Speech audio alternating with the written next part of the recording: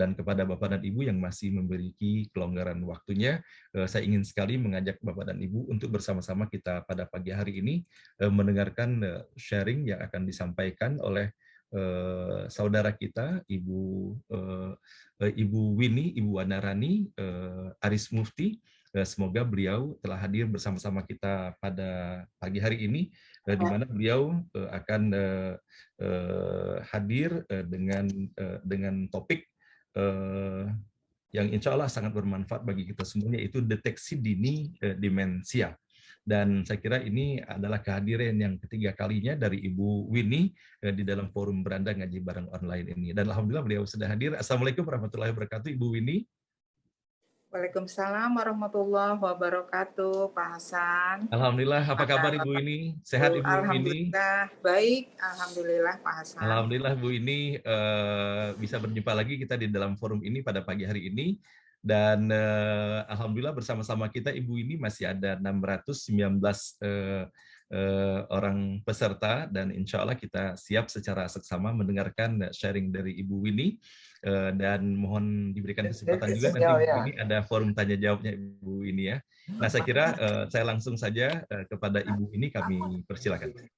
Oke, baik. Assalamualaikum warahmatullahi wabarakatuh. Waalaikumsalam warahmatullahi wabarakatuh.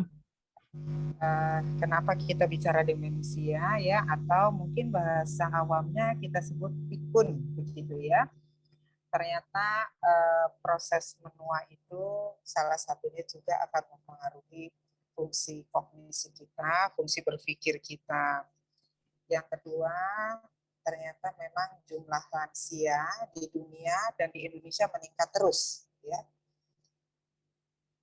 Nah, rupanya Indonesia itu termasuk kontributor terbesar untuk populasi usia lanjut. Ya, kita menjadi keempat setelah China, India, Amerika, dan kita keempatnya Indonesia. Dan jumlahnya terus meningkat. Di Indonesia sekitar 9,27% dari populasi itu adalah lansia. Dan diprediksi pada tahun 2050 1/5 dari populasi kita lansia. Dari usia-usia yang ada, maka WHO itu sebetulnya membagi kriteria usia lanjut. Sekarang itu ada yang namanya usia lanjut atau lansia atau elderly, yaitu 60 sampai 74. Nah, usia 75 sampai 90 dimasuk dalam kategori usia lanjut tua atau old disebutnya. Apabila lebih dari 90 tahun, maka dia masuk kategori usia sangat tua atau very old. Nah, tentu kategori ini akan mempengaruhi juga terjadinya Alzheimer atau demensia tadi. Ya, makin tua, ya per 5 tahun dia akan naik 2 kali lipat. Ya. Nah, apabila usia 45 sampai 59 itu disebut usia pertengahan atau middle age ya, atau kita sebut apa ya, pralansia, kita sebut seperti itu. Nah, kenapa ini pralansia menjadi penting? Barangkali kita yang di sini kebanyakan sudah masuk di usia lanjut. Tetapi kalau ada yang pralansia, maka kita bisa mulai memodifikasi gaya hidup kita sehingga nantinya ujungnya adalah healthy aging, baik itu untuk penyakit-penyakit kronis lainnya yang sering terjadi pada usia lanjut, termasuk juga kejadiannya dari demensia, ya. Sehingga yang namanya prevention atau pencegahan menjadi penting, ya, untuk usia-usia pertengahan. Nah, bagaimana kalau kita masuk sudah usia lanjut atau usia sangat lanjut, ya? Tentunya saja bukan berarti nggak bisa dimodif, ya, tetapi kita mungkin masuknya ke dalam terapi. Ya, ini yang tadi ya kita bicara bahwa terjadilah siklus kehidupan Bapak Ibu dari proses penuaan yang mula-mula kita adanya sebagai janin, kemudian kita sebagai balita, kemudian kita remaja, masuk ke dewasa muda, kemudian sekarang kita masuk ke dewasa tua, dengan konsekuensinya akan terjadi penurunan secara fisiologis semua sistem-sistem yang ada di tubuh kita. Sistem jantung, ya, sistem otot, termasuk sistem berpikir, semua akan menurun secara normali emang terjadi penurunan ya. Contoh rambut kita tadinya hitam menjadi putih ya. Kemudian tadinya otot kita kuat, lama-lama menjadi mengecil atau atrofi. Nah, ini akan meningkatkan kejadiannya penyakit-penyakit degeneratif yang ujungnya adalah kematian. Apa itu penyakit degeneratif? Misalnya mulai sakit lutut, mulai matanya menjadi ada katarak, ya kita pernah dengar di NBO dokter mata menceritakan tentang katarak. Kemudian kita juga terjadi jantung kita tidak sekuat dulu, mulai terjadi gangguan fungsi menelan, ya. Nah, itu semua adalah peningkatan risiko penyakit karena penurunan seluruh sistem fisiologis yang ada di tubuh kita dan kematian. Tentu mati tak bisa kita hindari, namun demikian kematian yang diharapkan adalah yang berdignity dan husnul khotimah tentunya. Oleh sebab itu saya mengambil dasar dari surat An-Nahl ya, surat ke-16 ayat ke-70 tentang life cycle tadi. Ini data dari WHO betapa penduduk usia 60 tahun di dunia pun meningkat ya, sehingga nantinya dunia itu menjadi banyak orang tuanya. Termasuk di Indonesia hampir 10% dan pada tahun 2050 dia 20%. Artinya apa? Kalau kita lihat piramida penduduk ya, kita ingat segitiga, maka bagian paling bawah adalah balita ya, kemudian di puncak piramida itu adalah lansia. Namun demikian, piramida ini akan berubah pada 2050 menjadi bentuknya seperti gentong ya. Nah, artinya bagian bawah balita dengan usia lanjut sama jumlahnya ya. Nah, tentu dengan berbagai konsekuensi logis tadi risiko penyakit ya. Slide berikut. Nah, kalau kita lihat berikutnya adalah tentang undang-undang maaf ya. Silakan. Ya. Oke, ini undang-undang di kita yang mengatakan apabila telah 60 tahun. Nah, tentu kita akan senang, tidak harus selalu sedih. Kita juga dapat berbagai kemudahan, misalnya KTP kita jadi menjadi seumur hidup dan sebagainya. Nah, dalam surat An-Nahl ini kita bisa melihat bahwa Allah sudah menjanjikan bahwa diciptakanlah manusia ya. Namun kemudian kita diwafatkan. Namun dari kita yang diwafatkan, ada yang sebelum wafat itu beliau dikembalikan ke umur yang paling lemah, disebutnya begitu ya, atau pikun, atau kita sebut demensia. Nah, kita tidak tahu rahasia Allah, namun dikatakan supaya manusia tersebut tidak mengetahui lagi sesuatu pun yang pernah diketahuinya. Nah, gitu. Yang tadinya dia punya anak 4 orang ya, dia sangat sayangi, dia lupa anaknya, tak kenal lagi. Yang dulunya dia terampil mengerjakan sesuatu, dia tidak terampil lagi mengerjakan sesuatu. Sesungguhnya Allah Maha mengetahui lagi Maha kuasa. Jadi sudah dijanjikan oleh Allah di dalam surat ini. Slide berikut. Baik, kita akan lihat apa yang terjadi ya apabila kita sudah demensia, maka di sini dikatakan daily activity ya, maksudnya aktivitas kehidupan sehari-hari menjadi berubah begitu ya. Menjadi berubah, yang tadinya bisa mandi sendiri menjadi tak terampil mandi sendiri. Yang tadinya mampu memegang sendok, kemudian makan sendiri, mengunyah, menjadi lupa cara memegang sendok, lupa bahwa sendok itu harus dibawa ke mulut, kemudian lupa bahwa setelah di mulut makanan itu harus dikunyah. Setelah dikunyah makanan itu harus ditelan ya. Jadi aktivitas kehidupan sehari-hari menjadi juga terganggu karena ada bagian-bagian dari otak yang mengalami gangguan ya. Sehingga kita lihat ini sharing dari salah satu person with demensia atau kita disebutnya ODD, orang dengan demensia. Dia mengharapkan paling tidak dia bisa mampu mandiri di salah satu aktivitas sehari-hari gitu loh. Paling nggak bisa jalan deh, kalaupun tak bisa berlari lagi gitu ya, misalnya seperti itu harapannya. Nah, apabila sudah terjadi demikian, maka kita perlu program-program rehabilitasi pada demensia, baik itu mulai dari rumah ya, dan bisa juga dilakukan di institusi atau panti-panti werda ya. Ada panti werda, kita banyak panti werda baik swasta maupun pemerintah yang juga merawat pasien-pasien lansia dengan demensia. Lanjut.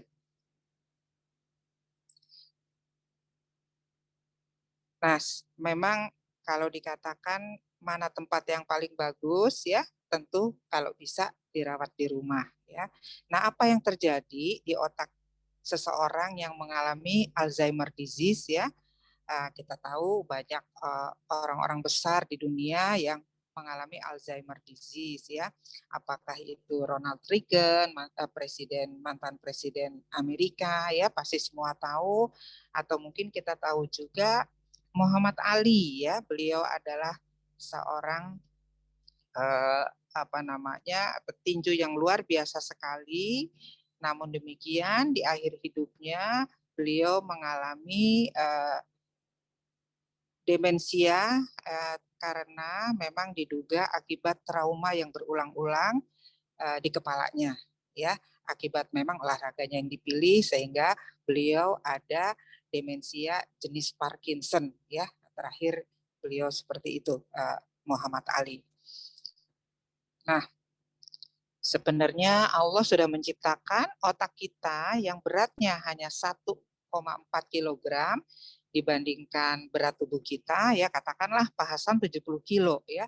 Nah, 1,4 itu cuma berapa persen dari beratnya tubuh kita, itu adalah otak ya. Otak itu sebagian besar terdiri dari jaringan lemak, dia terdiri dari neuron. Neuron itu adalah sel-sel otak begitu ya. Nah, diduga jumlahnya 80 sampai 100 miliar neuron dan dia akan terjadi transmit informasi ya, informasi transmission melalui sistem listrik dan sistem dari kimiawi. Karena di otak kita ada neurotransmitter ya. Salah satunya adalah asetilkolin, itu yang berkurang pada usia lanjut dan makin berkurang pada pasien dengan demensia. Nah, apabila dibuat gambaran melalui functional MRI, apabila kita melakukan aktivitas, kita sambil berjalan, kita sambil bernyanyi, kita sambil mungkin baca WA, maka berbagai area di otak akan melakukan transmisi elektrik dan kimiawi tadi, sehingga akan keluar berbagai sinyal-sinyal elektrik yang kalau di foto itu seperti gambaran yang Bapak Ibu bisa lihat begitu ya. Jadi katanya kepala kita ini sebenarnya kalau kita mengerjakan berbagai pekerjaan secara simultan, digunakan otak kita sebaik-baiknya, maka seperti lampu senter katanya kalau di foto. Nah, si Alzheimer disease ini ya, atau si demensia tadi mengganggu komunikasi antar neuron. Jadi ternyata sel dan sel tadi itu saling berkomunikasi ya, melalui organ-organ yang ada di sel-sel otak itu. Nah, akibat dari Alzheimer disease itu terjadilah penurunan fungsi. Fungsi apa? Fungsi berbicara, fungsi berpikir, begitu ya. Kemudian fungsi kita kemampuan melakukan berbagai gerakan. Nah, ini terjadi kematian dari sel neuron tadi. Nah, satu-satunya sel yang tidak bisa tumbuh lagi adalah Allah memberikan sel otak itu dia bila sudah hilang tidak akan kembali. Namun alhamdulillah jumlahnya besar. Kalau sel darah kita tahu siklusnya adalah 12 minggu. Ya, setelah 12 minggu sel-sel darah yang tua akan diganti oleh sel-sel darah yang baru. Demikian juga sel otot, sel tulang ya. Namun dia tidak. Nah, patologi yang terjadi pada penyakit Alzheimer ini sebenarnya begitu dia muncul secara klinis sudah mulai lupa ya, mungkin orang tua kita udah lupa nama kita atau lupa akan sesuatu hal yang pernah dia kerjakan, itu sebenarnya prosesnya di neuron itu sudah terjadi beberapa tahun ya, minimal 10 tahun sebelum kita kehilangan fungsi berpikir kita. Karena gejalanya berjalan perlahan sekali sehingga sulit diketahui kapan dimulainya. Dan keluarga kadang tak menyadarinya. Barangkali nanti dari pembicaraan kita, para bapak dan ibu bisa menyadari apakah ini lupa normal, apakah lupa yang nanti menuju ke demensia. Slide berikut. Ya. Nah ini tadi ya, faktor risiko demensia itu ada yang tidak dapat dimodifikasi, sudah given dari sononya begitu, misalnya usia, ya kita nggak bisa apa-apa, kita bertambah, dan risiko Alzheimer itu meningkat 2 kali per 5 tahun. Jenis kelamin pada Alzheimer itu lebih banyak wanita, namun pada vaskular demensia, yaitu demensia yang terjadi karena stroke misalnya, akibat hipertensi, dia akan menyebabkan vaskular demensia itu lebih banyak pada pria. Namun demikian kita juga ada secara genetik ya. Namun ini memang masih perlu penelitiannya ya. Ada berbagai gen yang terlibat di sini. Yang kita sering kenal adalah amyloid beta protein ya. Slide. Nah, namun demikian ada nih faktor risiko yang bisa dimodifikasi ya. Apabila dasarnya adalah hipertensi tadi ya, diabetes mellitus ataupun stroke, ini bisa menyebabkan demensia vaskular. Kita bisa mencegahnya apabila kita memperbaiki kondisi hipertensi dan diabetesnya. Begitu. Hipertensi, diabetes merupakan penyakit kronik ya, degeneratif yang tak dapat disembuhkan namun dapat dikontrol. Ya, jadi izin nih ada yang hipertensi, ada yang diabetes, bahkan yang hiperkolesterol itu harus dikontrol. Dari mana? Dari gaya hidupnya, ya dari makanannya, dari aktivitas fisik, dan bila diperlukan menggunakan obat-obatan. Yang kedua, kita dapat memodifikasi gaya hidup. Ya, sekarang ada yang namanya lifestyle medicine ya. Jadi memang dia memfokuskan kepada prevention ya. Jadi memperbaiki gaya hidup dari seawal mungkin ya, dari pralansia tadi. Maka kita harus menghindari aktivitas fisik yang kita sebut sedentary lifestyle.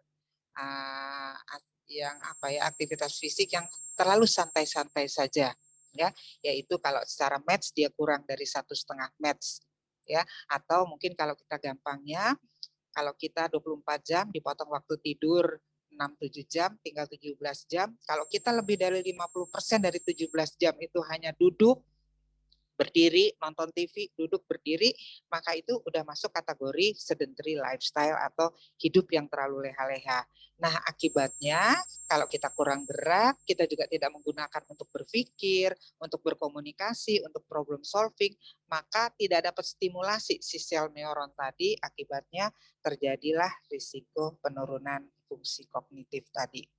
Ya, nutrisi, tinggi lemak, garam, dan gula tentu harus dihindari.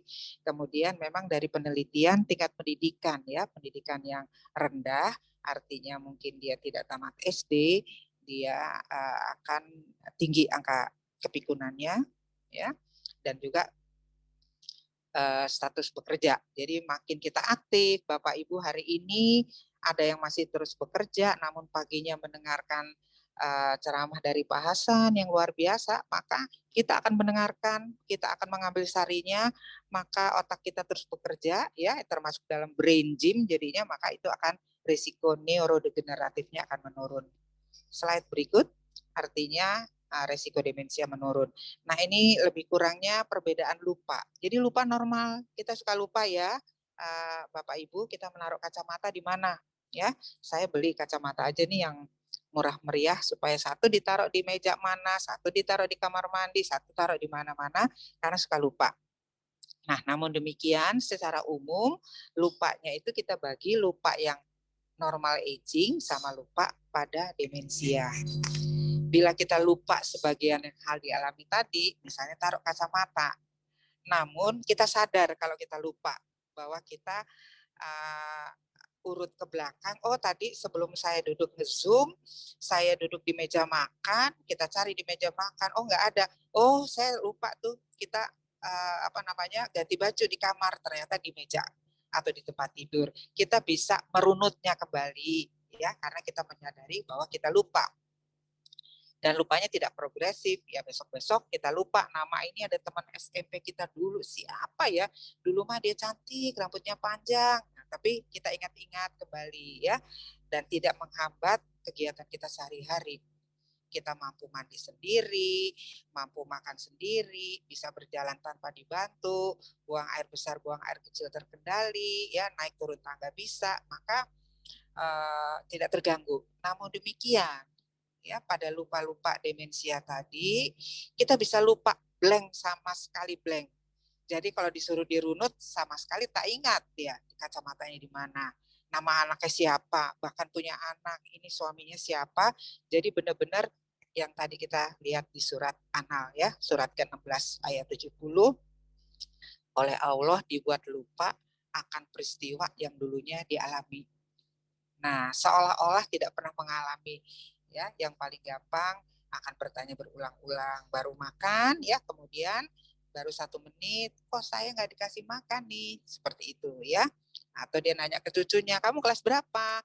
Kelas 6, Oma. Baru 1 menit, belum sampai bahkan 30 detik dia nanya lagi. Jadi bertanya berulang-ulang. Kemudian beliau tidak menyadari jika lupa sesuatu. Namun demikian, kembali lagi, ODD, orang dengan demensia tadi, merasa loh dirinya berbeda. Namun dia nggak bisa memformulasikan apanya yang berbeda. Nah, beliau hanya tahu bahwa orang-orang kok tampaknya kalau dia ngomong, mukanya ekspresinya aneh gitu. Nah, gitu. Tapi dia tidak bisa memformulasikannya, ya. Dan lupa ini berlangsung secara progresif, makin lama makin ya, maka nanti kita akan lihat demensia itu ada berapa gradasi, mulai dari ringan, sedang, berat sampai end stage ya. Derajat lupanya makin memburuk. Nah, akibatnya karena lupa-lupa tadi, lupa pula cara berpakaian, lupa pula kalau udah ada rangsang buang air kecil, kita harus ke kamar kecil ya. Nah, secara normal kandung kemih kita tuh 500 cc volumenya. Dan kalau kita sudah 30 sampai 50 cc sudah ada panggilan untuk buang air kecil. Nah, ini panggilan ini karena tadi sel-sel neuronnya nggak bekerja, dia nggak ngasih kode supaya kandung kemih ini harus dikeluarkan isinya, begitu ya. Demikian juga buang air besar, demikian juga makan ya. Slide berikut, sehingga terjadi kualitas hidup yang menurun. Kita kenal yang namanya mild cognitive impairment ya.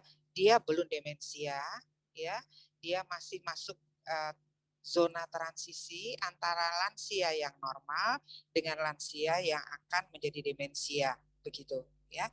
Jadi dia fase transisi. Kalau kita, Bapak dan Ibu, bisa mengenali transisi zone ini, maka kita akan bisa mendelay terjadinya demensia.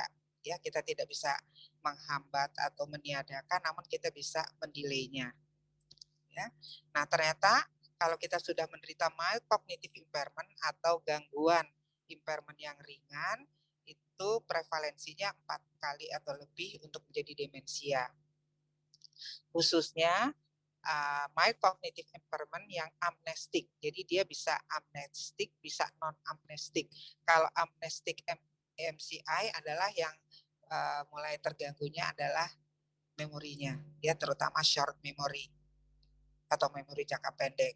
Namun ada juga non-amnestik ya MCI, yaitu MCI yang gejalanya tidak utamanya gangguan memori, tetapi gangguan berbahasa, misalnya begitu.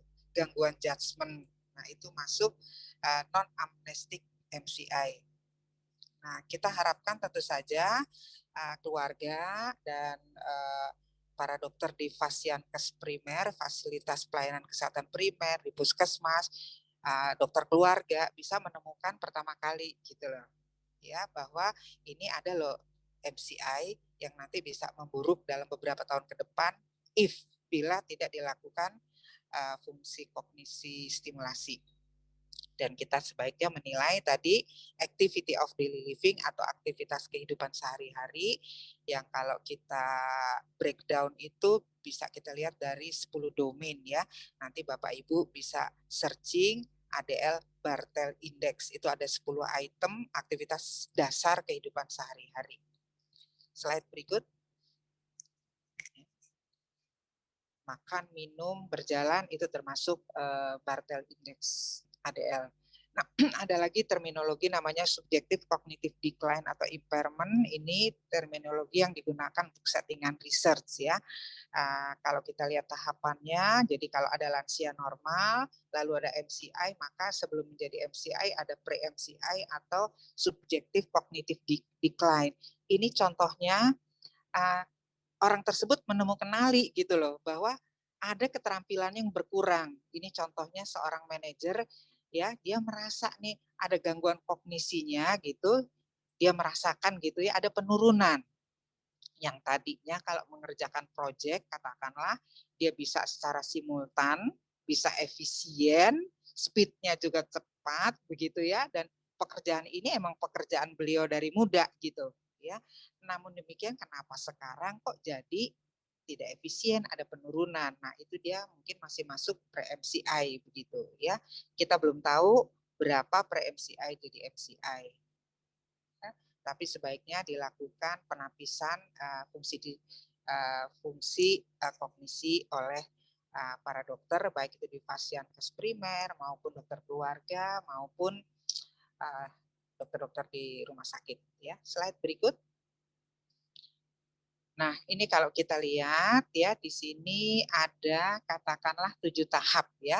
Kalau yang tadi awal kita ngomong normal aging, katakanlah orang tua umur 60 atau lebih, tapi dia nggak ada gangguan fungsi kognisi. Ya. Kita masuk ke tahap 2 yang kita sebut SCD atau pre-MCI ya. Yang tadi contohnya si bisnismen tadi, dia menyadari loh ada deh gangguan ya. Nah, syukur-syukur terus dia mau meminta pertolongan. Kadang-kala tak malu dan segan meminta pertolongan ke dokter.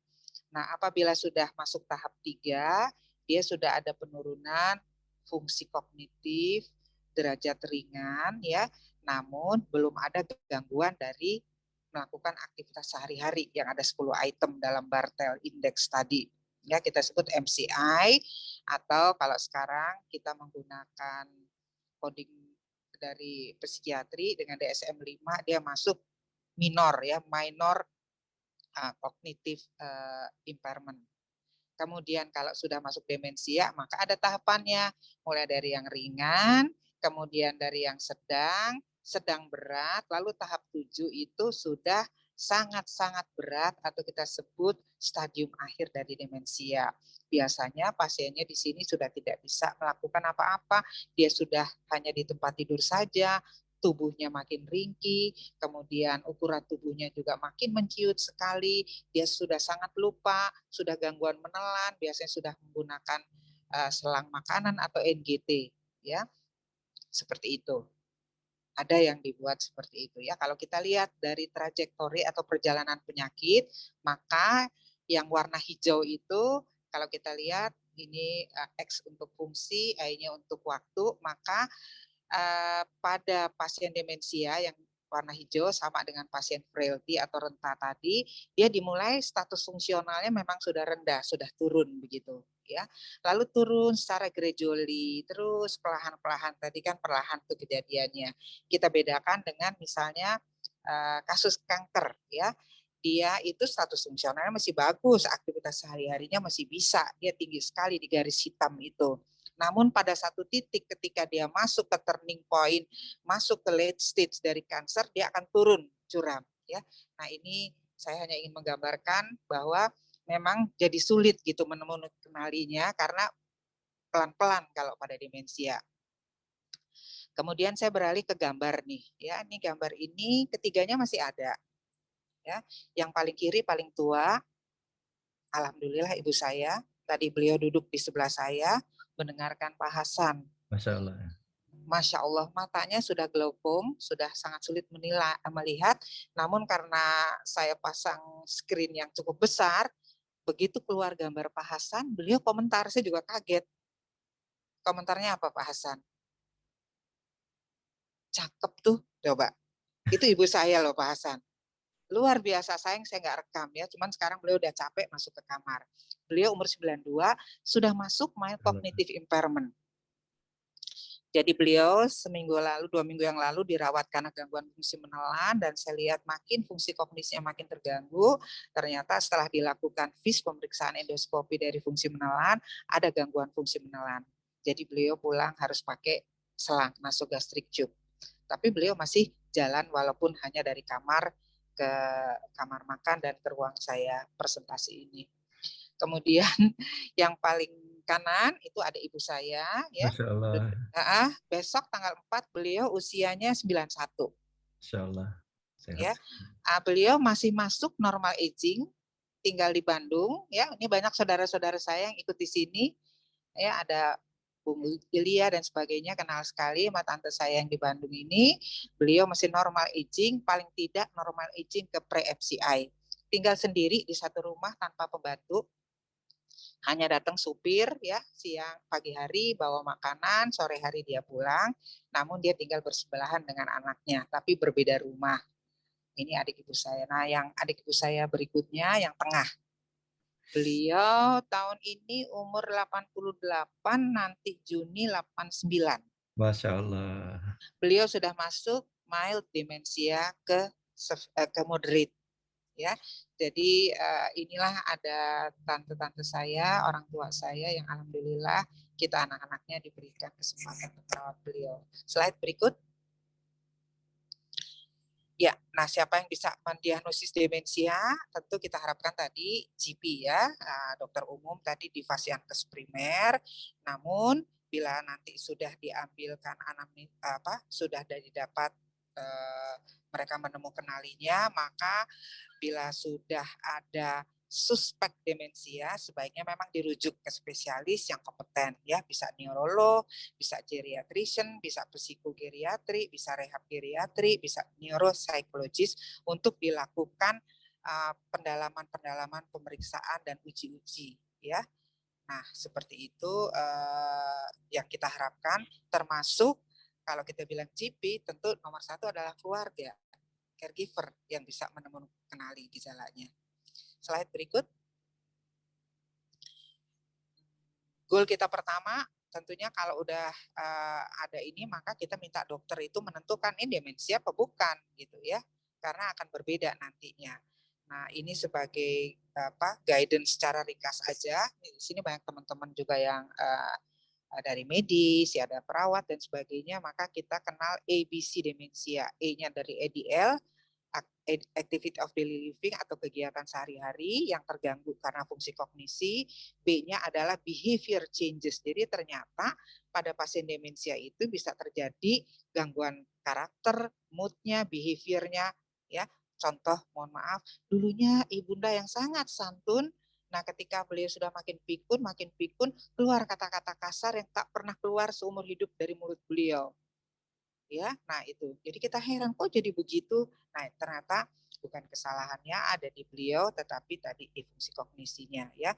Yang C-nya adalah cognitive decline. Jadi penurunan fungsi kognitif kita kategori dalam 5. Fungsi eksekutif yaitu kemampuan merencanakan tindakan sesuai prosedur atau urutan.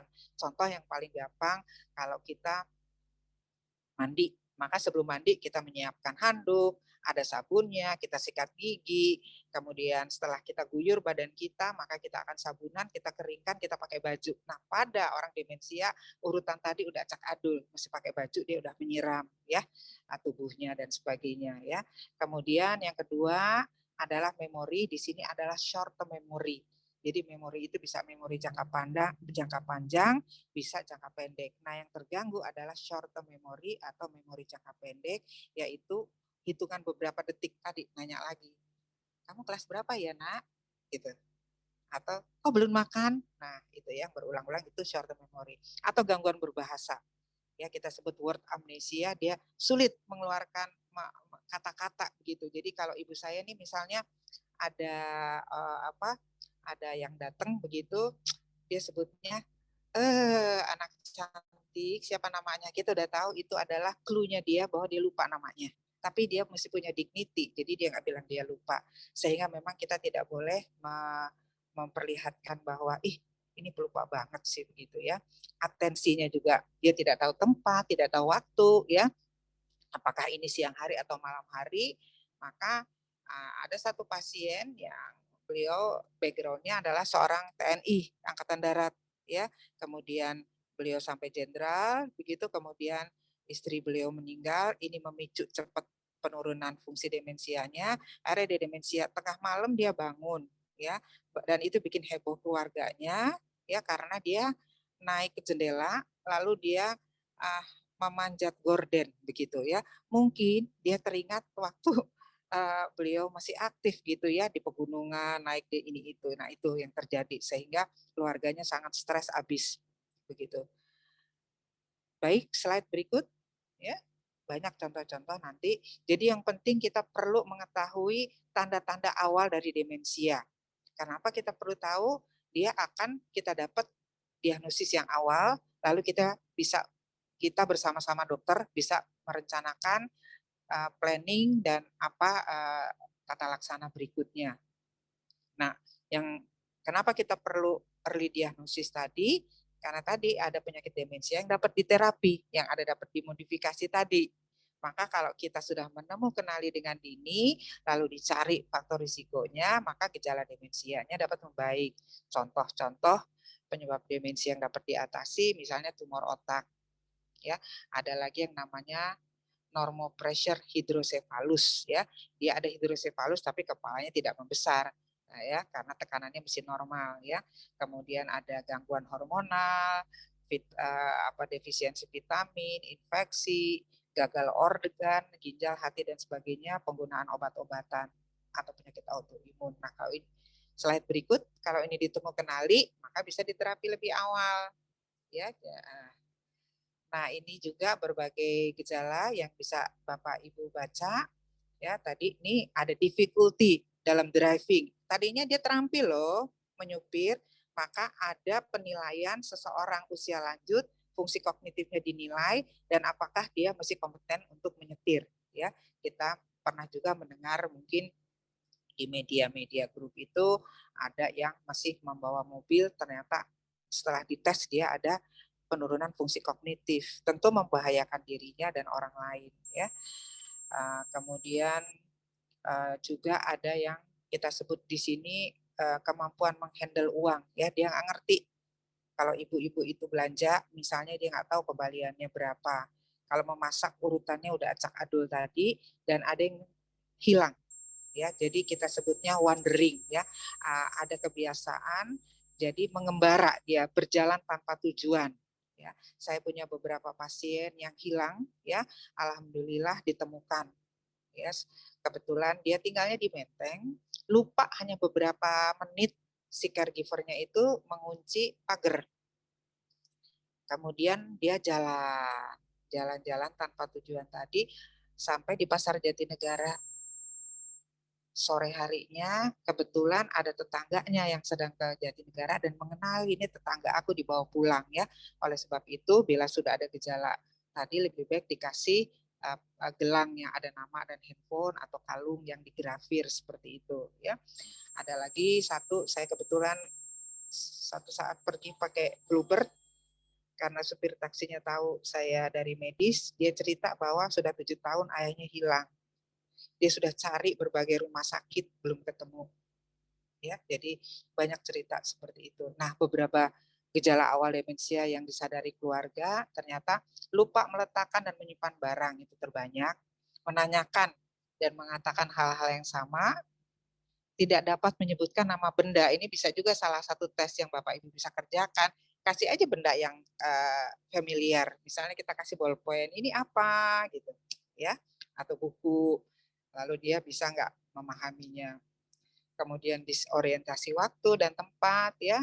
Kemudian kesalahan menghitung, mohon maaf itu 1,7%, ya, belum saya perbaiki.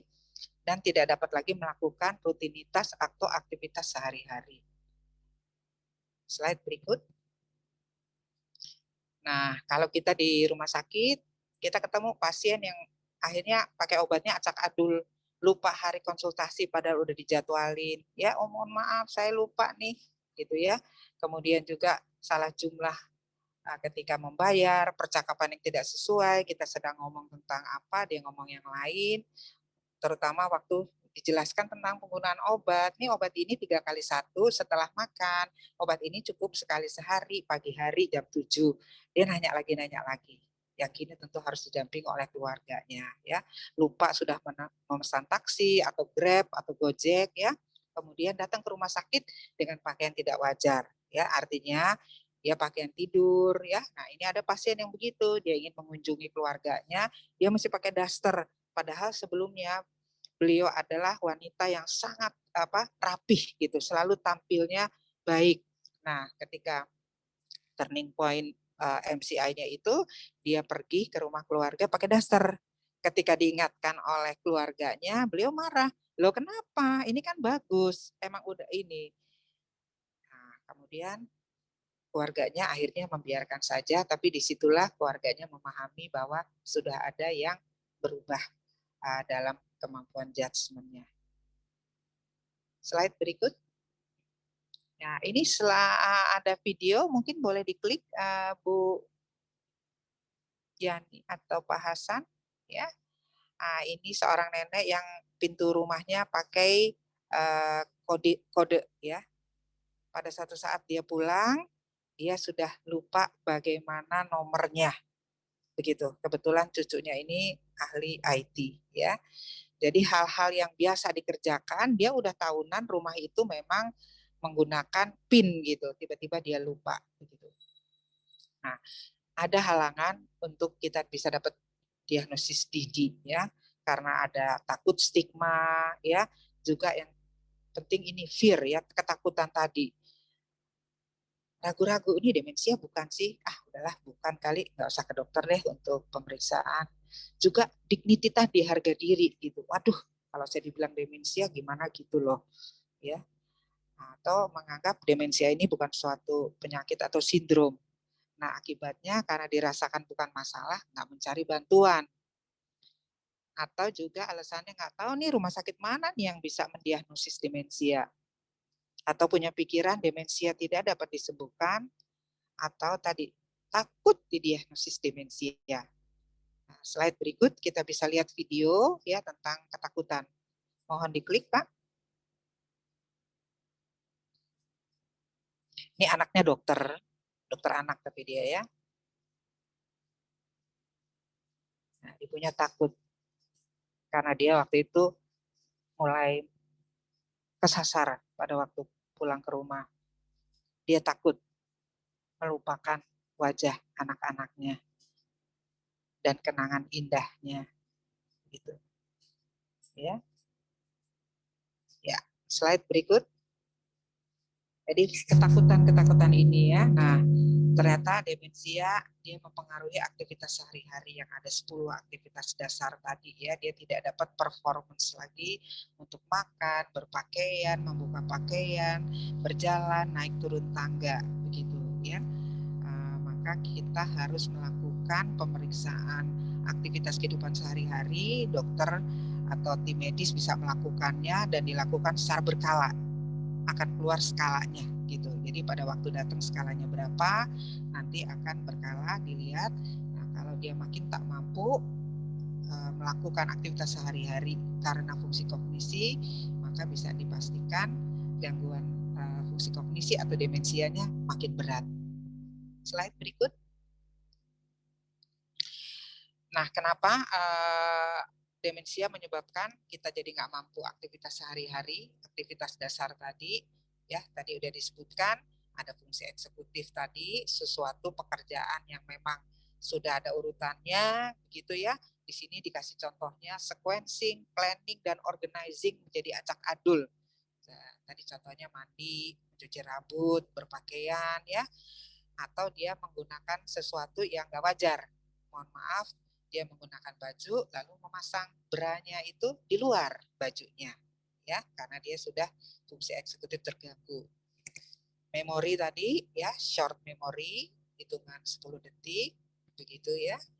Kemudian judgment-nya jadi decision making skills-nya akan berkurang.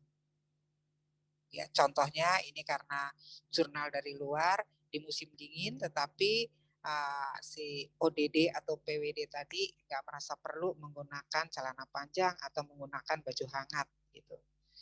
Atensi juga akan berkurang ya, dia sulit melakukan fokus, misalnya dengan gangguan fungsi kognitif ya, dia makan, kemudian ada cucunya lelarian brak bruk, dia akan terdistrak tuh begitu ya. Jadi memang dia memerlukan tempat yang tenang bila akan melakukan satu skills, dan skillsnya itu nggak bisa multi skills, dia cuma bisa satu.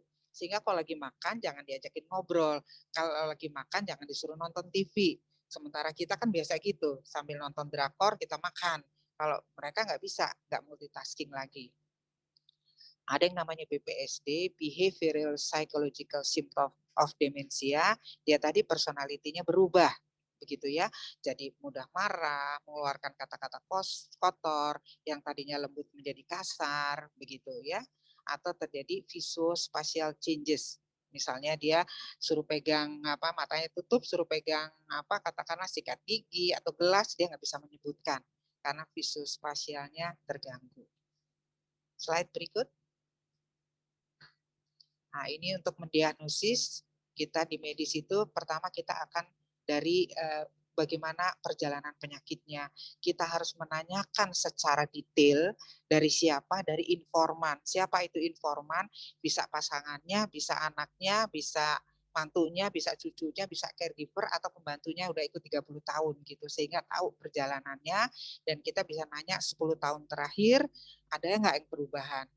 Ya, contoh seorang ibu rumah tangga, dia biasa dong pakai blender, nah sekarang dia udah nggak bisa lagi gitu. Nah, jangan-jangan ini sudah mulai ke arah mild cognitive impairment. Kita minta kapan mulai terjadinya dan kapan diketahui oleh keluarga. Nah, secara teori yang namanya mild cognitive impairment, kalau kita mendalami riwayat perjalanan penyakit bisa ditangkap itu, ya. Juga gangguan tidur ya, ternyata dari ada penelitian ada hubungannya antara tidur yang tidak lelap. Kita tahu tidur itu ada 2 fase ya, ada fase kita sebutnya REM, ada non REM ya, rapid eye movement. Nah, kalau dia tidak tidur dalam maka bisa mengganggu karena akan terjadi penumpukan dari protein beta amiloid ya di sel-sel otak kita. Slide berikut. Ini juga kita harus, dokternya atau medis harus memeriksa secara fisik ada afasia, gangguan fungsi berbicara, tidak sulit memberikan nama pada satu objek yang kita sampaikan, atau apraksia ya. Kemudian dia misalnya tidak bisa memasang zipper, tidak bisa memasang kancing gitu ya, atau agnosia begitu ya. Kita suruh dia tutup mata, dia tidak mengerti apa yang dilihat dan didengar ya. Baik. Slide berikutnya. Nah, ini gangguan isi pikiran pada demensia yang kita sebut BPSD, Behavioral Psychological Symptom of Dementia, terjadi delusi ya. Jadi ibu saya beberapa hari yang lalu rupanya dia mengalami delusi, dia melihat suaminya gitu. Oh, tadi ada papi gitu. Ya, nah kita nggak usah takut, kita dengarkan saja, lalu perlahan kita distract pembicaraan itu. Ya, nah ini biasa terjadi delusi ya, atau kita sebut halusinasi visual, atau kadang-kadang halusinasi pendengaran. Kadang dia bilang, ini saya di mana ya? Di rumah. Ini bukan rumah saya loh. Nah itu mungkin dia sedang mengalami difusi, delusi, atau tadi ya ibu saya merasa almarhum ayah saya datang, kita sebut subgrass fenomen ya, atau delusi dia merasa ditinggalkan sehingga dia ketakutan. Beberapa seminggu yang lalu ibu saya bilang bahwa saya takut, dia bilang gitu. Karena beliau ya ibu-ibu zaman dulu lebih lancar berbahasa Belanda, dia bilang ik ben bang ya, saya takut. Nah takut apa dia nggak bisa menjelaskan ya, mungkin ini masuk bagian delusinya. Atau suami istri ya, si istri merasa suaminya berselingkuh ya, entah sama wanita lain apa, jadi kecemburuan yang tak berdasar begitu. Slide berikut. Nah, perlu evaluasi psikologis ya, perlu kognisi tes ya, perlu tes-tes psikologis, maka ini harus ke yang berkompeten ya. Lalu nanti kita harus tanya bagaimana hasilnya dari pemeriksaan tadi, dia masuk kategori yang mana, dan bagaimana penanganannya. Slide berikut. Nah, ini akhir dari slide saya, later stage of the disease atau terminal stage. Kebetulan almarhum mertua saya, beliau demensia, dan dia sampai dipanjangkan umurnya sampai usia terakhir ya, sampai later stage. Beliau 7 tahun terakhir itu sudah sangat tidak kenal anak-anaknya, sudah tidak bisa berbicara, sudah tidak bisa makan, jadi pakai full dengan NGT atau selang ya. Kemudian 7 tahun beliau bisa bertahan ya. Alhamdulillah secara perawatannya beliau dapat yang baik, saya dapat caregiver yang baik. Maka caregiver itu sangat penting sekali ya. Tidak ada luka dekubitus atau luka lecet ya. Sekali-sekali adalah setahun sekali mengalami pneumonia karena terjadi akumulasi dari air liurnya ya. Dia tidak bisa menelan sehingga terjadi pneumonia tapi tidak sampai dirawat ya. Namun dia sudah tidak bisa apa-apa, bedbound ya. Nah, itu range-nya 7 sampai 10 tahun dan mertua saya alhamdulillah 7 tahun beliau sampai akhirnya meninggal. Ya, walaupun beberapa meninggal lebih awal. Slide berikutnya. Ya, saya kira ini ringkasan dari saya. Nanti Bapak Ibu, Pak Hasan izin ya sekaligus remind kembali kita mengadakan webinar serial dari 3 buku sebenarnya. Dari buku dasar-dasar perawatan demensia, buku kedua praktek perawatan demensia, dan bila ingin detail, maka kita bisa lihat di manajemen perawatan demensia. Buku pertama tanggal 5 Februari besok, kemudian buku kedua tanggal 12, tanggal 19. Ini adalah bentuk dari komunitas PADI, Perhimpunan Asuhan Demensia Indonesia, untuk memberikan pengetahuan dan awareness bagi para keluarga yang mempunyai keluarga yang mengalami gangguan fungsi kognitif atau demensia. Demikian Pak Hasan, mudah-mudahan ada manfaatnya. Mohon maaf bila ada kata-kata yang kurang dimengerti. Wassalamualaikum warahmatullahi wabarakatuh. Waalaikumsalam warahmatullahi wabarakatuh. Masya Allah Ibu Winnie, rasanya baru pertama kali ini kita mengadakan acara beranda sampai dengan akhir presentasi, peserta masih berada di angka 500.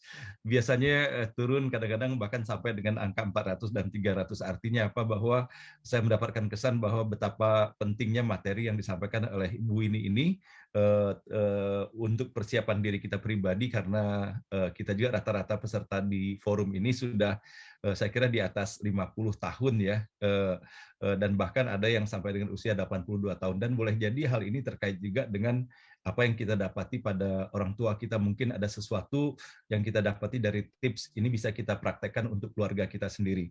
Dan saya pernah punya pengalaman juga Ibu ini waktu itu seorang ibu dari sahabat kita menjadi panik sekali ketika itu bahwa ibunda beliau tidak ada di rumah tiba-tiba Bu ini, dan sekitar 30 menit kemudian baru dapat info, dan itu sudah malam itu Bu ini, baru ditemukan di salah satu polsek di daerah Pasar Minggu. Ternyata subhanallah, rupanya ibu sahabat saya ini mengalami hal seperti ini. Dia bepergian dan dia bawa seluruh seluruh perhiasan-perhiasan dibawa di dalam tasnya itu, Masya Allah. Dan kemudian dia langsung naik angkot, naik angkot, dan kemudian untung Masya Allah angkot itu sopirnya itu adalah sopir yang sangat baik sekali, paham bahwa seperti ada sesuatu dengan ibu ini. Kemudian dihantarkan ke kantor polisi.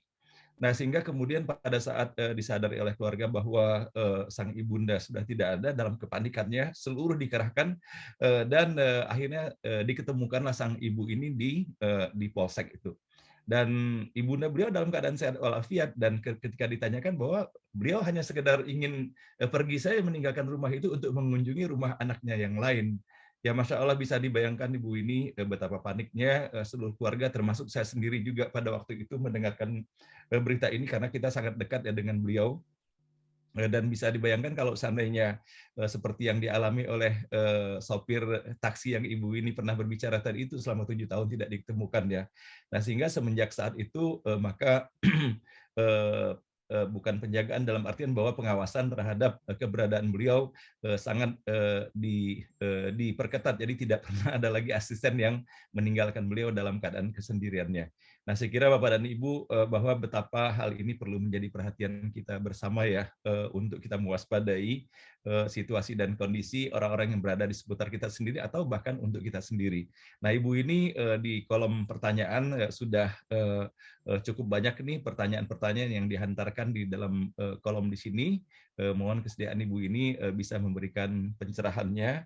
Nah, yang pertama Ibu ini tadi banyak sekali saya mendapati komentar pengalaman ya dari orang tua para peserta dan bahkan saya juga mengalami bagaimana saya melihat dulu nenek dari istri saya udah sangat sepuh sekali gitu tapi tidak pikun tapi kebiasaan hari-harinya membaca Al-Qur'an Ibu ini dan dipanggil pulang kalau nggak salah sudah 80 berapa sudah hampir 90 tahun.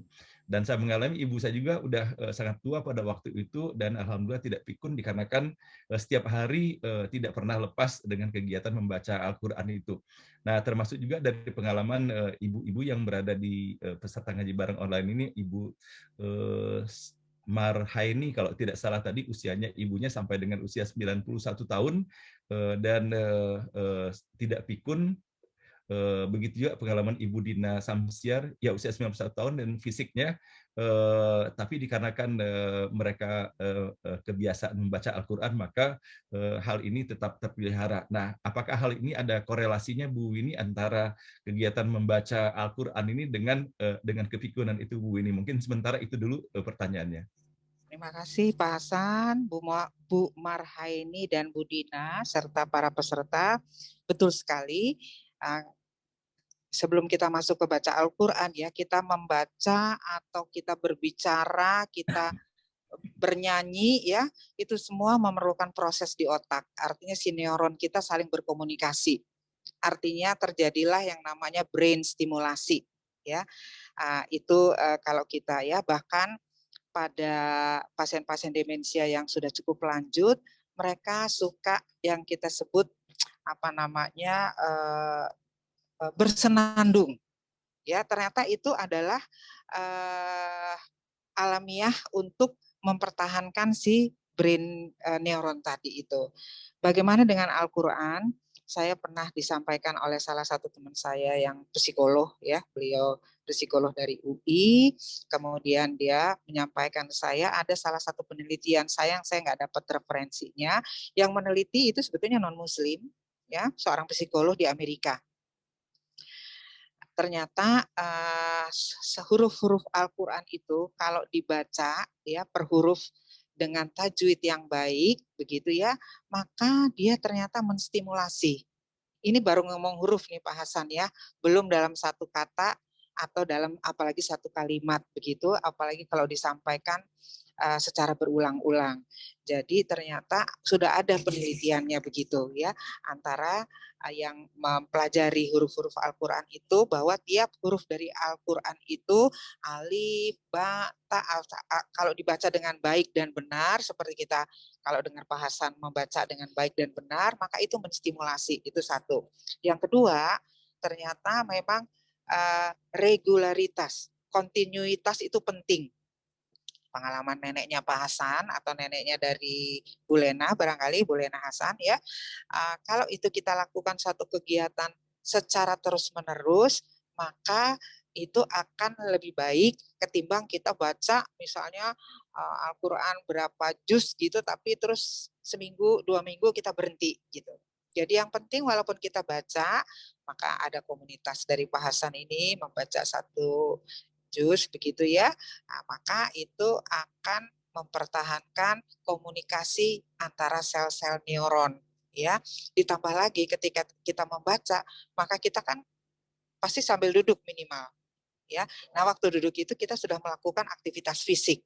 Jadi ada aktivitas fisik, ada aktivitas kognisi, dan ada bacaan Al-Quran yang per hurufnya tadi memang sudah memberikan stimulasi pada otak lebih dari kita membaca huruf-huruf atau kalimat-kalimat biasa. Begitu Pak Hasan, barangkali ini ada manfaatnya. Terima kasih.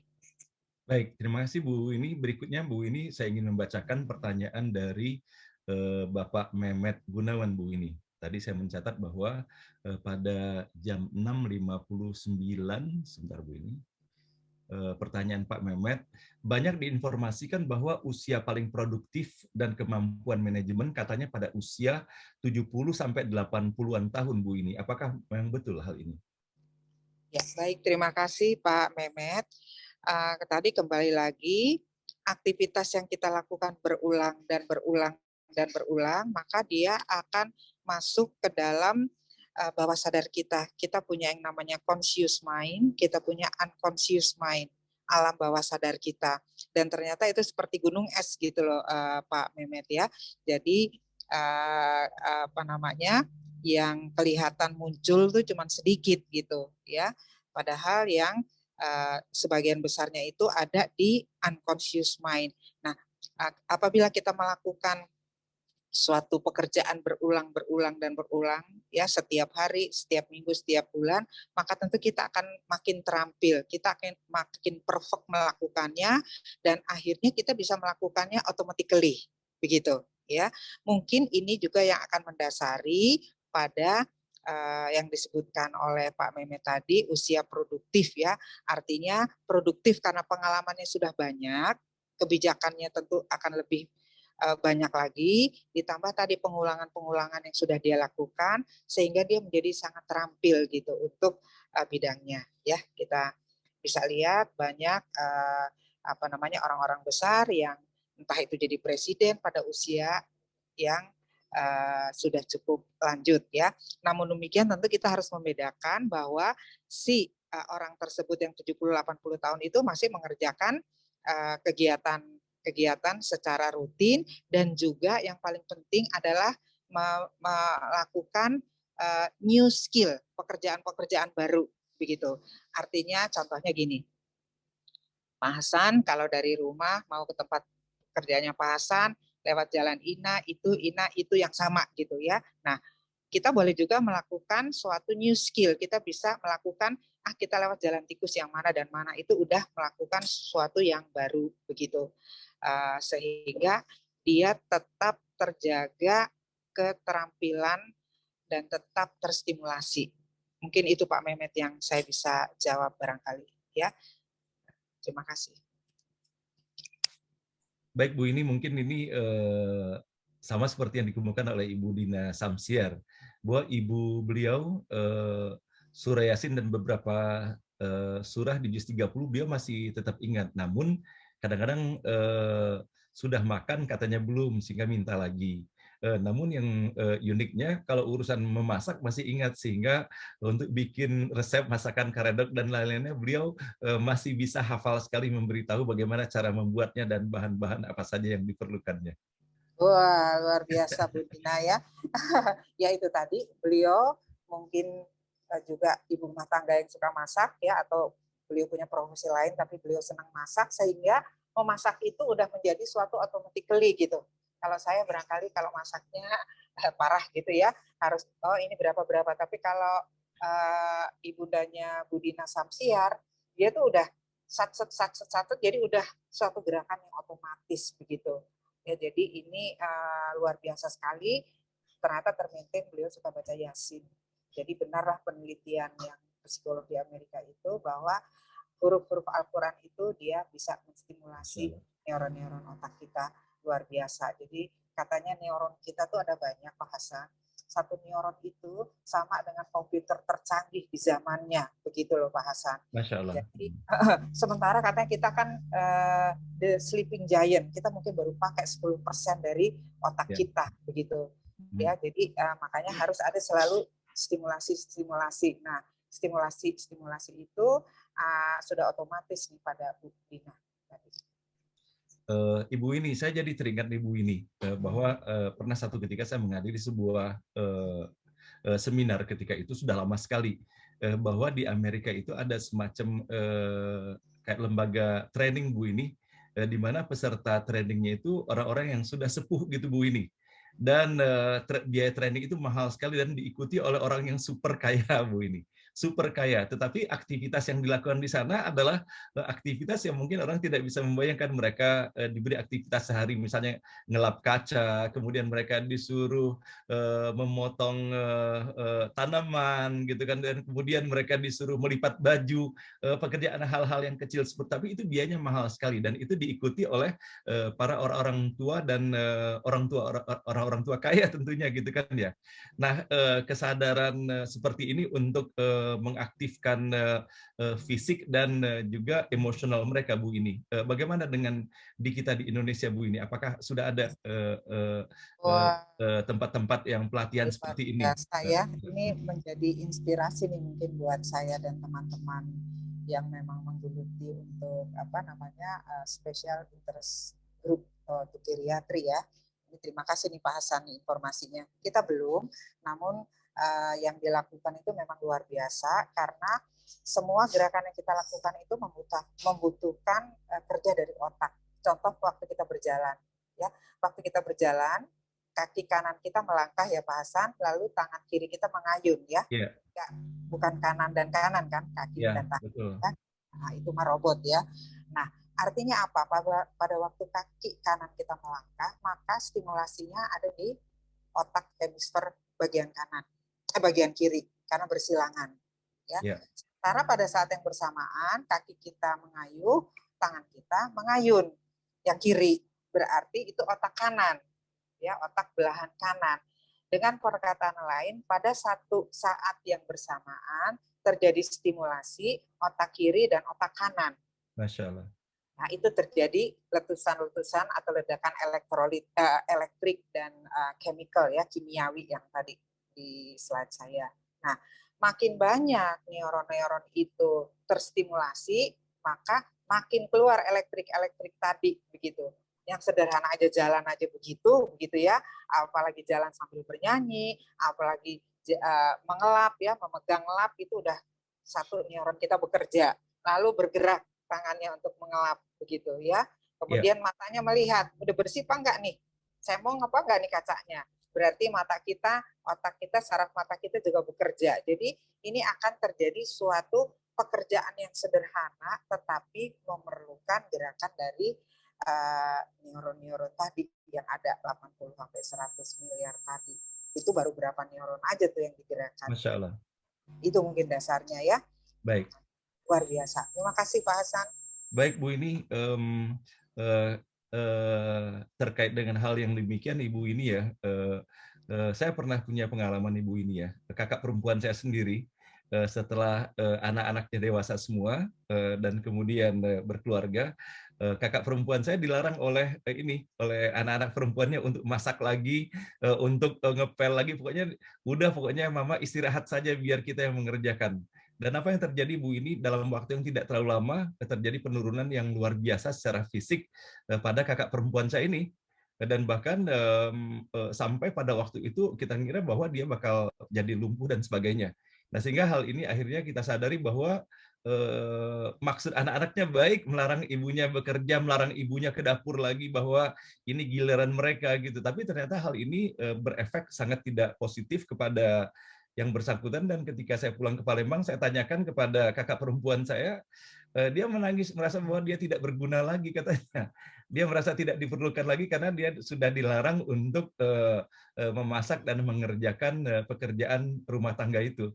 Nah, sehingga hal ini menjadi sebuah pembelajaran sekali bagi keluarga kita, terutama bahwa bentuk kasih sayang kepada orang tua itu bukan membiarkan mereka tidak mengerjakan sesuatu, tetapi memberikan kesempatan kepada mereka untuk melakukan apa yang mereka suka sebetulnya. Kalau mereka memang suka memasak, biarkanlah memasak. Kalau memang senang melipat baju, biarkanlah melipat baju dan sebagainya. Nah, itu sekedar sharing saja Ibu ini. Nah, ini Bu ini Luar biasa. ada ini sharing dari Ibu Zefilia, sahabat kita Bu Winnie, Ibu Ah, Zefilia Usman. iya, iya, iya, iya. Jadi beliau menceritakan di sini Bu Winnie bahwa nenek buyut beliau buta huruf tapi bisa membaca Al-Quran. Beliau juga tidak pikun, justru anaknya yaitu nenek beliau yang pikun. Nah, buyut beliau itu meninggal dalam usia 115 tahun. Oh, Nah, ketika itu beliau berusia 30 tahun. Dan beliau menasihati Ibu Zefila semua keluarganya untuk terus membaca Al-Quran, dan disebutkan oleh buyut beliau yang meninggal pada usia 115 tahun itu bahwa baca Al-Quran membuatmu tidak pikun, katanya. luar biasa sekali ini Uni GP ya. Kita biasa menyebut beliau buta huruf tapi bisa baca Al-Quran, tidak pikun ya. Malahan anaknya yang pikun. Nah ini kembali lagi tadi bahwa huruf-huruf Al-Quran itu dia menstimulasi fungsi kognitif ya, menstimulasi sel-sel neuron otak. Ditambah lagi pastinya kan akan apa namanya membaca Al-Quran dan sholat ya. Nah, mungkin ini kombinasi ini juga yang luar biasa. Kita tahu sholat itu kita melakukan gerakan-gerakan, yaitu gerakan-gerakan ada stretchingnya, ya, kemudian ada latihan keseimbangan. Namun juga pada waktu kita sujud ini bahasan yang luar biasa. Otak kita yang tadi 1,4 kilo atau 1,2 kilo tadi berada di gravitasi paling bawah. Biasanya waktu kita berdiri dia ada di gravitasi di atas kan, karena paling atas otak. Tapi pada waktu sujud, maka ada di gravitasi. Dengan perkataan lain, akan tercurah sebesar-besarnya oksigenasi yang datang lewat aliran darah pada waktu kita sujud tadi, ya, apalagi sujud ditambah berdoa, dan itu sudah ada penelitiannya, kalau tidak salah dari Malaysia seperti itu, mungkin juga dari Indonesia juga ada dari UIN ya, bahwa dengan bersujud itu maka otak kita yang hanya sepersekian dari tubuh kita, tapi dia metabolismenya paling banyak. Dia 20% membutuhkan aliran darah, padahal dia cuma 1 kilo dibanding 70 kilo tadi. Pada waktu sholat, maka dengan mudahnya mencurahkan dari jantung, karena jantungnya lebih tinggi daripada otak. Dia akan bisa memberikan sebaik-baiknya darah ke situ. Jadi sudah pula membaca Al-Quran secara rutin, orang tua atau nenek dari UNIGP ditambah sholat ya. Jadi saya kira itu benar-benar kita harus membuat penelitian lebih banyak lagi tentang pembacaan Al-Quran, akan menstimulasi ya. Kemudian yang sharing dari Pak Hasan tadi, dilarang masak itu akhirnya menjadi baik belum tentu benar. Nah ini ya, betul ya. Padahal konsepnya pada usia lanjut adalah keep moving, keep active. Jadi harus bergerak karena keep moving, keep active itu akan menstimulasi sel-sel neuron tadi. Nah, ini ada beberapa keluarga dari teman kita pun begitu. Maksudnya baik karena sudah pensiun, Bapak di rumah aja, nggak boleh keluar-keluar. Dan Bapak itu sayang sama anaknya dan dia patuh. Nah, anaknya menyadari setelah ayahnya mengalami fungsi kognitif yang menurun cepat sekali. Ternyata karena tidak ada stimulasi tadi. Demikian Pak Hasan, saya kira mungkin kita sudah menjawab hampir seluruhnya. Baik Bu ini, Masya Allah Bu ini, saya juga tidak mengira bahwa hari telah menunjukkan jam 8:05 sekarang ini. Sementara kalau saya perhatiin pertanyaan-pertanyaan yang masuk ini makin dahsyat aja Bu ini. Seperti dari Pak Gufron Bu, beliau menanyakan, saya mendapat advice dari dokter pribadi bahwa untuk menunda demensia, kegiatan saya untuk menulis dan membuat video show dari foto-foto yang jumlahnya sangat banyak.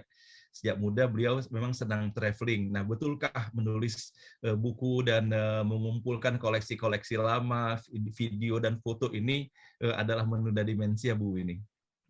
Assalamualaikum Pak Gufron, betul sekali ya. Jadi menulis itu memerlukan fungsi kognisi yang baik. Kemudian waktu menulis itu kita akan memegang ballpoint ini merupakan gerakan halus ya.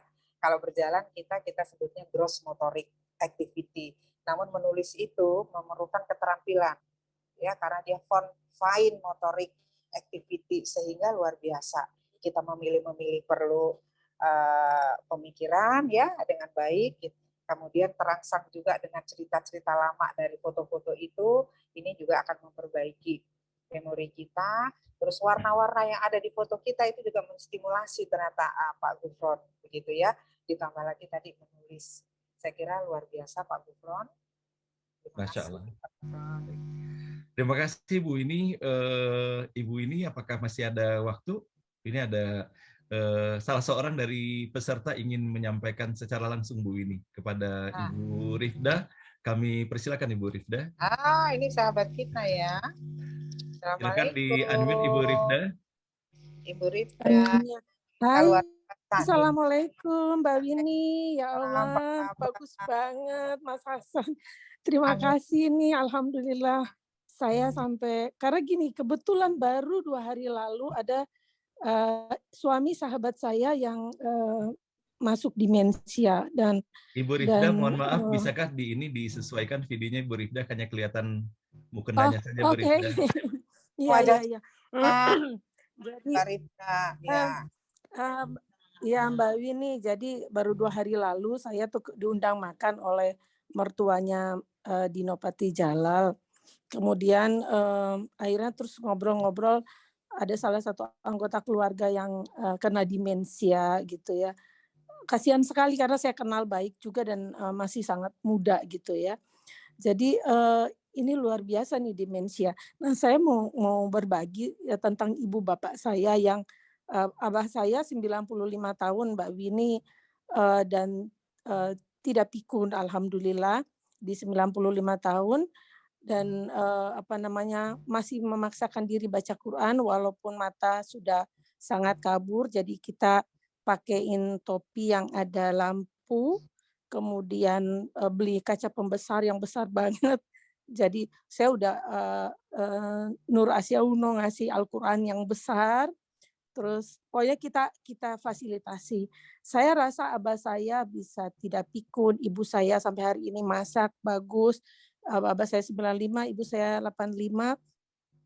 Itu karena sejak awal saya kebetulan memang saya suka baca. Jadi saya pernah baca tentang Alzheimer, kemudian saya pernah baca tentang Parkinson dan sebagainya. Jadi kita mempersiapkan diri waktu abah saya mulai 80 tahun, kita anak-anak udah mulai mempersiapkan diri untuk bagaimana menghadapi orang tua di hari tua ya, yang sudah sangat tua, apalagi dua-duanya aktivis, ibu saya pengusaha, bapak saya pejabat, seorang insinyur sipil dari ITB yang aktif gitu ya. Kakak kita, jangan ada yang melarang apapun yang mama dan abah ingin lakukan, apapun, tidak boleh. Jadi kalau mamanya abah mau pergi berenang ke laut, ya harus ada yang ngantar pergi berenang ke laut. Mama mau masak, biar masakannya banyak, kita tungguin aja. Kita makan aja apa yang mama masak, lebih kita kasih orang. Apapun kesukaan mereka, kita ikutin. Dan itu alhamdulillah sangat membahagiakan mereka sampai hari ini. Mama abah saya kalau jalan sekarang pegangan tangan, terus kalau abah mau berenang mama nemenin, ya kayak begitu, semua diikutin. Jadi tadinya mama abah saya nyupir sampai umur 89 tahun. Itu baru berhenti nyupir setelah polisi menghubungi saya karena menurut keluarga saya yang bisa ngomong ke abah saya hanya saya gitu ya, yang mau didengerin abah saya. Jadi akhirnya saya hampir terbang ke Ternate untuk duduk dengan semua kakak laki-laki dan ipar laki-laki. Kalian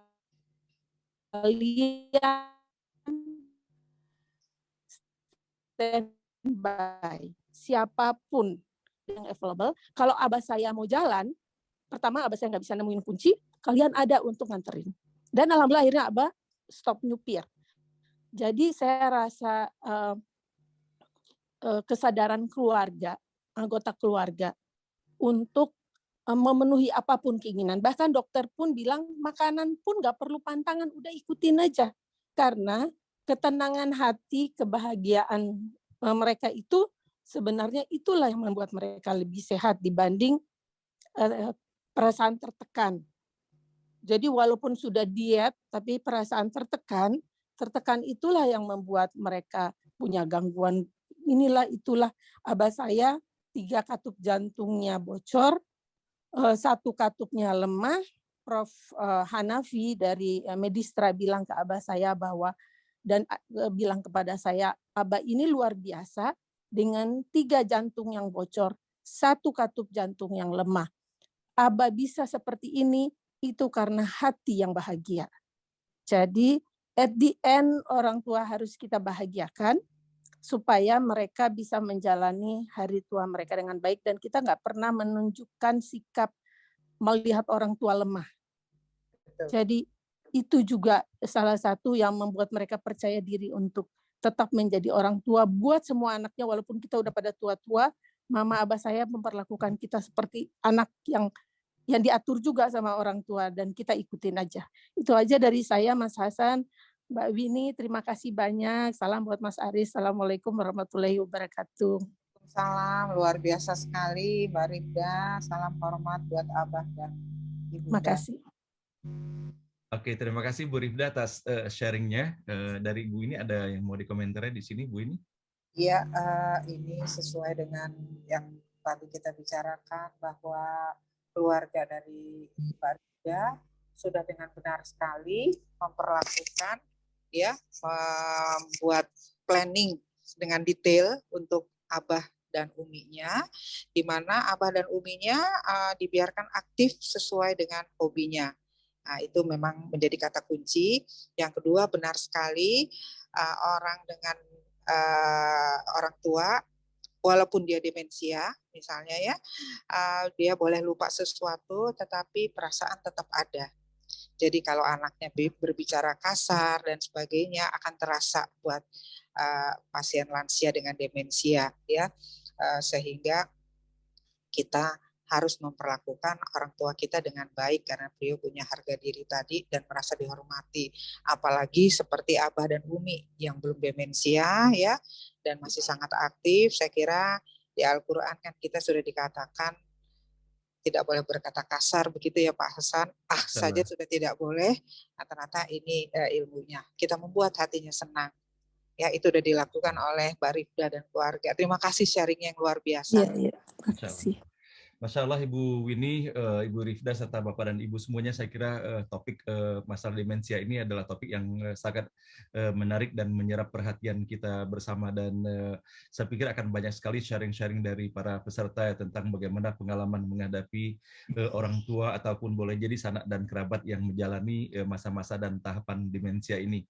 Namun satu hal yang bisa kita dapati dari apa yang disampaikan oleh Ibu ini ya, bagaimana pentingnya kita memahami sejak dini ya tanda-tanda demensia ini kepada orang tua kita atau pada diri kita sendiri agar kita bisa memberikan penyikapan yang terbaik ya kepada mereka. Terutama yang diingatkan tadi oleh Ibu ini bahwa betapa kewajiban kita kepada orang tua itu tidak hanya secara fisik semata ya kepada mereka, bukan hanya sekedar menyediakan makan dan minum mereka. Namun yang paling utama itu adalah bagaimana kita bisa memberikan kasih sayang yang sepenuhnya kepada mereka.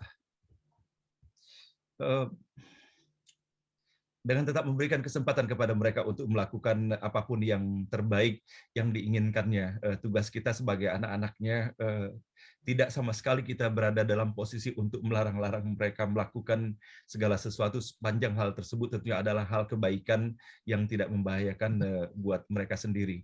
Nah, Bapak dan Ibu yang dirahmati Allah, mohon maaf sekali kalau seandainya saya tidak bisa membacakan pertanyaan-pertanyaan ataupun sharing dari Bapak dan Ibu semuanya, termasuk tadi dari Ibu Tasdik. Beliau menyampaikan bahwa beliau setuju sekali bahwa beliau pun tidak ingin membatasi dirinya dalam usianya yang sudah tidak muda lagi dari melaksanakan kegiatan-kegiatannya, sehingga beliau sampaikan di dalam kolom chat ini bahwa walaupun beliau tidak diizinkan lagi untuk beraktivitas yang sifatnya komersil atau apa, tetapi beliau tetap meneruskan kebiasaannya memasak, dan kemudian beliau kirimkan masakan-masakan itu kepada anak-anaknya untuk membuat beliau tetap aktif dalam kesehariannya dengan kegiatan-kegiatan seperti ini. Nah, baiklah Bapak dan Ibu yang dirahmati Allah, Ibu ini saya kira kita harus membatasi juga, hari pun telah menunjukkan jam 8.16 pada saat ini.